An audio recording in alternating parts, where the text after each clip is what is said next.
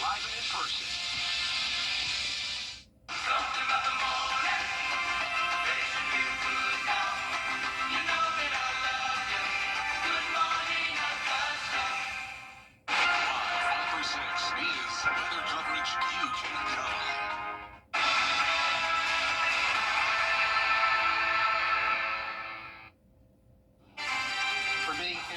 To April today, and it looks like we're going to continue that above average temperature trend into the beginning of May. I'll have your full forecast coming up. Right now on News Channel 6 at 4, what local schools are doing to support the family of fallen Deputy Brandon Sykes. Plus, the preliminary results are in. A look at the mayoral race and city council seats in North Augusta. And fire service in Wagner, what folks there can expect starting tomorrow as your News at 4 starts now. Live from Television Park, this is WJBF News Channel 6 and 4.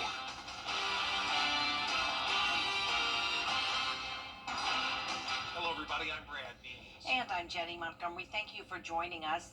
Coverage you can count on begins with local private schools paying tribute to Deputy Brandon Sykes and Deputy Gavin White in a special way. Graham Lee has the story. Deputy Brandon Sykes was scheduled to work at Augusta Prep Wednesday prior to this weekend's tragedy. Today, they and Augusta Christian Schools chose to wear blue to honor him. Sykes spent 2 years keeping students and faculty at Augusta Prep safe. That's why head of school Eric Hedinger says his loss is devastating. When we heard the news about Deputy Sykes, it really touched our hearts, and our sympathies immediately went out to the family. Students wearing blue around the school to honor him. They remember Deputy Sykes as a family man, loved by the Cavalier community, and someone who never knew a stranger. He was, again, approachable, so people saying hi to him was a normal thing. And you would see Deputy Sykes within the community, and he would often recognize prep kids and faculty and administrators and say hi to us, and that's the warmest part of knowing deputies on campus and then to see them in the larger community. At Augusta Christian, students gathering in the courtyard and circling up for a prayer vigil. School leaders say they wanted to not only pray for Deputy Sykes' family, but showing support for deputies at the school and around the county. We just want to support our community and wrap our arms around them, not only by wearing blue today, as we all are doing for our officers, but also in prayer. We don't have their children here or have any connections through the school with the officers, with Officer White or Officer Sykes, but we want their families to know that we are going through this with them and that we are here for them and that we are praying for them. Several other local schools are also encouraging students to wear blue this week to honor the deputies. In the meantime, school leaders say they will continue to send thoughts and prayers to Deputy Gavin White as he continues his recovery process, and leaders from both schools are planning to attend Deputy Brandon Sykes' funeral services, which are set for next Monday. In Augusta, Graham Lee, WJBF, News Channel 6. Right, Graham, thank you. And as Graham said, the funeral for Deputy Brandon Sykes will be held Monday at the Columbia County Performing Arts Center. The processional will start at 11:20 in the morning. Law enforcement and the Sykes family will drive from Thomas Petit and Son Funeral Home on Davis Road. They'll then go up Washington to Ronald Reagan Drive and then on to Evans Town Center Boulevard and the Performing Arts Center. They're asking the public to line the streets in support of the fallen officer. The funeral is at noon, followed by a 21-gun salute and a flyover outside. And so you see this community continuing to support the Columbia County Sheriff's Office in the wake of what happened over the weekend. Take Leadership Columbia County. They wanted to create bows and ribbons to put along that route for Deputy Sykes' funeral on Monday. Well, Carolina Pottery heard about it, and they wanted to give free ribbons to Leadership Columbia County to help them make everything and show their support. We decided that we would go ahead and donate the ribbon, and we would go ahead and make as many ribbons as we could for them in the amount of time that we had available, just to be able to line the poles and be able to again show our respect and condolences to the fallen officer. Mighty nice gesture. Julie Kelly with Leadership Columbia County encourages everybody to please line up along that route on Monday and show your support for the Sheriff's Office. Today, a replenishment drive is being held at all Shepherd Community Blood Centers. For each blood donation, the family of Deputy Gavin White, who is in the hospital, will receive $20 to help with his treatment and recovery. The blood drive runs until 6 p.m. You can go to any of Shepherd's locations or mobile unit and ask that your donation be credited to Deputy White. Time now to take a first check of the weather. Meteorologist Miller Hyatt joining us right now, and really it's about the only good news that we've had in the past 5 days or so, as the weather's been mighty nice.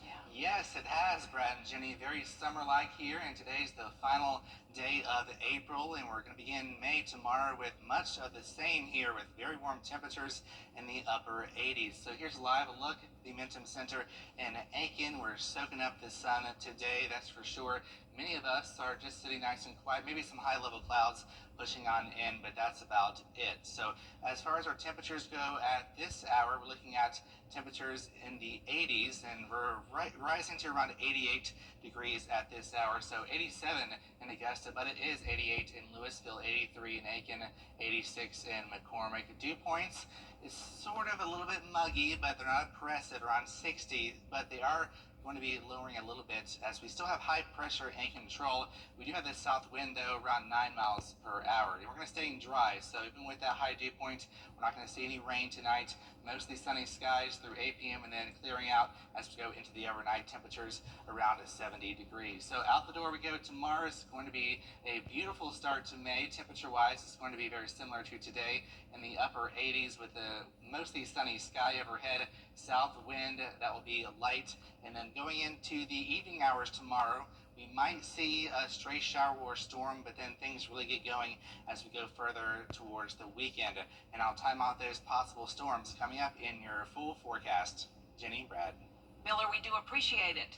The people have spoken, and North Augusta now has 3 brand new city council members. One of those politicians making history, Kim Vickers, covering that now live from the North Augusta Municipal Building, where Kim, stop the presses. They've elected a Democrat in North Augusta. Brad and Jenny, that's absolutely right. In fact, no one can remember the last time a Democrat was elected to office here in North Augusta. Some saying that if you wanted to be elected to city office, don't run as a Democrat. Dennis Briatico took up what seemed to be an impossible challenge and came out victorious as one of the top 3 candidates to get the most votes and be elected to the city council. Known for his work with animals, he plans to make sure that the pound has the funding it needs. He also wants to make sure everyone in North Augusta has representation. It's important that those neighborhoods also have representation, and if single member districts is what does that, okay. So maybe we do a little give and take and we go to single member districts, but if there's no representative for the district, we have at large for that seat. And that gives I think that creates a balance. Now, the election will be certified tomorrow, and the newly elected city leaders will be sworn in on Monday. Live in North Augusta, Kim Vickers, WJBF News Channel 6. Well, some big changes are coming to fire protection in the Wagner area as the fire district is being split. That story from Aiken Bureau Chief Sean Cabbage-Stock. Come May 1st, the Wagner Fire Department won't be answering as many calls. Aiken County is splitting Fire District 16, handing coverage over to 4 nearby departments. Couchton, Hollow Creek, New Holland, and Sally will take over coverage. The county says Wagner's town council blocked the plan to shift control to a new Wagner Fire District. With no response to the county's final request, the contract ends April 30th. It's not sitting well with some neighbors. What is going to happen when we have an emergency in town? We have to wait an extra 10 or 20 minutes for someone to get there. It's ridiculous. People live too spread apart and too far out to have to depend on something that's a town away. I think it's sad that they're doing that. And the county says the change won't affect response times. In Wagner, I'm Aiken Bureau Chief Sean Cabbage-Stock, WJBF News Channel 6. The Hurricane Helene storm debris hotline in Aiken County will close after today. If you still have debris, you're urged to call that hotline at the number on your screen while you can, 803-502-1810. Now, they're not going to call you back. They are going to pass along your request to the county's collection contractors. Augusta is altering Broad Street construction plans to respond to concerns about the loss of parking spaces. Merchants downtown want all 760 parking spaces on Broad Street restored after construction. But even after making changes, plans call for a loss of 170 of those spaces. Traffic engineers say parking space size standards are bigger now, so Broad Street was going to lose 140 spaces either way. Everything that has to do with the infrastructure of Broad Street needed to be brought up from the standards that were in place 40 years ago to the standards that are in place today. So even if we did nothing but just resurface Broad Street and reinstall all the parking as it is, we would get about 620 parking spaces. But the city is recommending turning Reynolds Street into a two-lane road and making Ellis Street one-way. This would create 400 additional spaces in the area. If you need a friend now and are considering getting a new dog or cat, it's National Adopt a Shelter Pet Day and No Kill Awareness Day in Georgia. According to ShelterAnimalsCount.org, an estimated 5.8 million cats and dogs entered U.S. shelters and rescues in 2024, and about 4.1 million in total were adopted from shelters and rescues. If you can't adopt but you still want to help, shelters recommend volunteering or donating. It's been 50 years since the end of the Vietnam War. Straight ahead, the changes we've seen since then and how people around the country are honoring our veterans. Looking ahead into the beginning of May, we have near to above average precipitation, which is good news because the drought continues. I'll have details in your forecast after the break.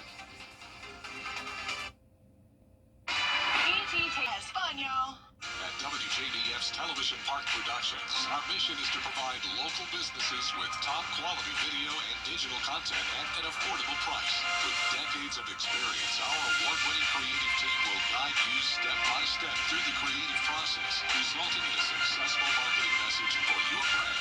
Over the years, we've helped hundreds of local businesses expand their voice. Visit WJBF.com/creative to find out how we can do the same for you. Automaker. Now, your most accurate forecast with WJBF Live 5 or 6. Happy Wednesday. I hope you're having a great day, and the weather is very nice on this final day of April. Feeling a lot like summer, 87 degrees right now with a south-southeast wind at 9, and that's pumping in some moisture in the atmosphere. However, we're staying dry. So dew point is 61, humidity is 42%. So across the T-State, nice and quiet. We do have some storms bubbling up in western North Carolina near Hendersonville, and also some storms down towards the Gulf Coast right now, and that's going to be the case for the rest of tonight. We're going to be staying mostly quiet until we get towards tomorrow. Late in the day, we could have some storms starting to fire up ahead of this storm system here that's bringing in some severe weather to our friends over in Texas and also into Arkansas as well. So we have some severe thunderstorm watch boxes extending down towards Gilmer and Texarkana, Queen City here. Good news is for us, no severe weather from this system today. We're going to be seeing that well off towards our west in Dallas, where we're seeing an enhanced risk for portions of Texas. And then tomorrow, that storm system starts to creep towards our region, but the severe threat still is off towards our west, so no need to worry about severe weather tomorrow and Friday. Then we start to get into the weekend. That's when things start to change. So let me show you that on Futurecast here, starting the clock at 8 p.m. this evening. Notice we're nice and dry tonight. High pressure is still locked in place. Going into tomorrow morning, wake up to some high-level clouds, but it's not going to be raining. Now, tomorrow afternoon, when things start to change a little bit, we have the heating of the day, and that system's getting closer, which means we're going to have a little bit more storm activity. However, it's going to be very isolated, and then going into tomorrow night, some of our computer models are starting to show a little bit more activity pushing in from our west, but it's not going to be widespread and nothing severe at this time. So if Friday comes along, we continue to have that same pattern, very warm days, and that's going to allow for that heating of the day to feel some storms.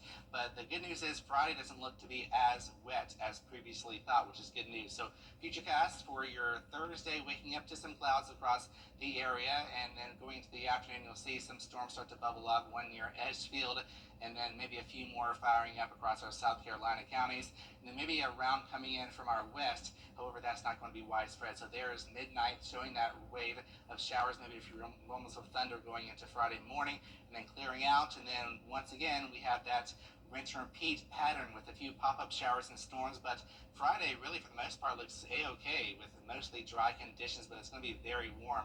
And then we get to Saturday, like I've been mentioning, we have that threat of storms. The cold front's going to finally start to approach us and bring in a widespread chance of showers and storms Saturday evening. And with the timing of the front, it really depends. If it gets through the peak heating of the day, that's when we could have a stronger threat of some storms. But depending on that front, it really is going to mean either we have severe weather or not. So we're going to be paying close attention to that. So Sunday evening, that front is going to be pushing on through as we go on forward. So future storm fuel, thankfully the storm fuel is looking low, which means we don't have a big severe weather threat. But even if we don't have severe storms, we are going to be seeing some possibly heavy rainfall, frequent lightning, some small hail as possible, gusty winds. So we're going to be keeping a close eye on that. But right now, no need to panic. We have a low threat, and that is good news. Let's hope it stays that way. So rain chances looking ahead very minimal as we go into next week. Still a very dry pattern. Unfortunately, we still do need the rainfall. So potential rainfall really not going to be too bad. Maybe a quarter of an inch to half an inch if you're lucky to be under a heavier rain. But really, it's going to be staying mostly dry, which means that drought will continue. Looking at next week, check out the skies. Very sunny Monday all the way through Thursday. Maybe a stray shower or two Friday. But other than that, the first full week of May is looking very dry, but it does get a little bit wetter after that. All right, Miller, thank you. Today marks 50 years since the end of the Vietnam War. Coming up, a look back as we honor the stories of survivors. Weather headlines on WJBF News Channel 6. Brought to you by Hickson Roofing. If your roof needs fixing, call Mr. Hickson. Ready? It's happening right. I woke up in the emergency room. My son contacted Officer Jackson. They took all the pressure off. They said they were handling everything. Hey, your wife is hot. Yeah, she is. No, not like that, dummy. I mean, she's literally sweating because your AC is on life support. And if you don't call Cool Ray Mechanical soon, things are going to get uncomfortable. We'll have your AC up and running fast, so the only heat you'll feel is the good kind. Cool Ray Mechanical, your Reed Pro partner, has been keeping homes cool, wives comfortable, and marriages intact since 2006. Are you or a loved one staying? Queen City Home Store is expanding with 9 new stores across the Carolinas. And to kick things off, we're giving you the chance to win big during our World Celebration giveaway. Weekly prizes totaling up to $50,000, including KitchenAid mixers, espresso machines, full kitchen appliance packages, and the grand prize, a brand new living room suite. Enter now at queencityonline.com/giveaways. Visit us in store and follow us on social to join in on the excitement. Queen City Home Store, where you're always home. On the CW. Sponsor Saturday mornings with the most trusted team in local sports. Preview all of the weekend action and recap all of the big plays with Gianna Cephalou and Gabriel Snowball. 6 Sports Saturday mornings at 9:30 on News Channel 6. Get the latest video in one click at WJBF.com. Take a look now at the Texas Motor Speedway in beautiful Fort Worth. There it is, NASCAR getting set for an exciting triple-header weekend. Each NASCAR points race during the month of May will be at an intermediate track with a trip to the Lone Star State up first. Ahead of this weekend's action, Gabe McDonald with 4 things you need to know about Texas Motor Speedway. First up, as the old saying goes, everything is bigger in Texas, and that includes the wins. Not many were bigger than the one Chase Elliott had here last season, which sapped a 42-race winless streak and got him back in the playoffs after a rough year in 2023. Chase Elliott's your winner, folks. He is back. Secondly, the team Elliott drives for is one of the 2 most successful teams at the Great American Speedway. 2 of the premier teams in the sport, Hendrick Motorsports and Joe Gibbs Racing, have combined for 21 Cup Series wins at Texas since the track first hosted a race in 1997. The 4th win of the season and 8th here at Texas. next this weekend marks a return to where we saw a thrilling finish in the Xfinity Series last spring. After making a last lap pass, Sam Mayer defeated Ryan Sieg by 0.02 of a second, the second closest finish in Xfinity Series history. This is one of the closest finishes I've ever seen. And at number 4 of the active drivers in the field this weekend, one stands above the rest when it comes to winning at Texas. Across NASCAR's top 2 series, Kyle Busch has gotten to victory lane 14 times at Texas Motor Speedway. And this weekend, he has a chance to snap a 65 race winless streak in the Cup Series. You're the best, Kyle. It don't get any better. And remember, our coverage starts Saturday. Pre-race action getting underway at 1:30 in the afternoon with NASCAR Countdown Live. That's on CW6. Followed, of course, by the NASCAR Xfinity Series race. More top stories at 4:30 with D.